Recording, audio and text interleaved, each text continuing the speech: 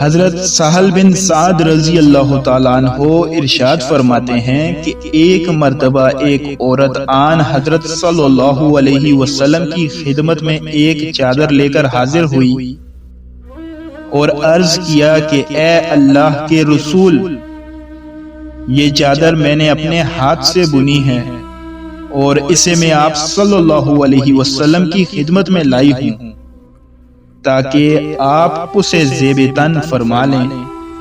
آن حضرت صلی اللہ علیہ وسلم نے بہت شوق سے وہ چادر قبول فرمائی، پھر اسی چادر کو آزار کی جگہ پہن کر مجمع میں تشریف لائے۔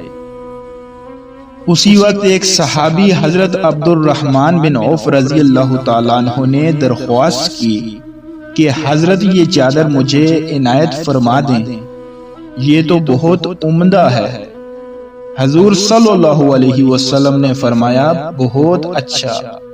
پھر کچھ دیر تشریف رکھنے کے بعد آپ صلی اللہ علیہ وسلم اندر تشریف لے گئے اور دوسری آزار بدل کر وہ چادر سوال کرنے والے کو بھجوا دی۔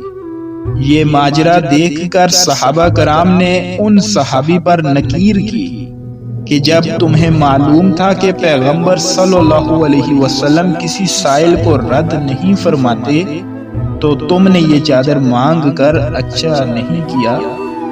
انہوں نے جواب دیا کہ میں نے تو اپنے کفن میں استعمال کرنے کے لیے یہ درخواست پیش کی تھی۔ حضرت سہل رضی اللہ تعالیٰ عنہ فرماتے ہیں کہ واقعی ایسا ہی ہوا۔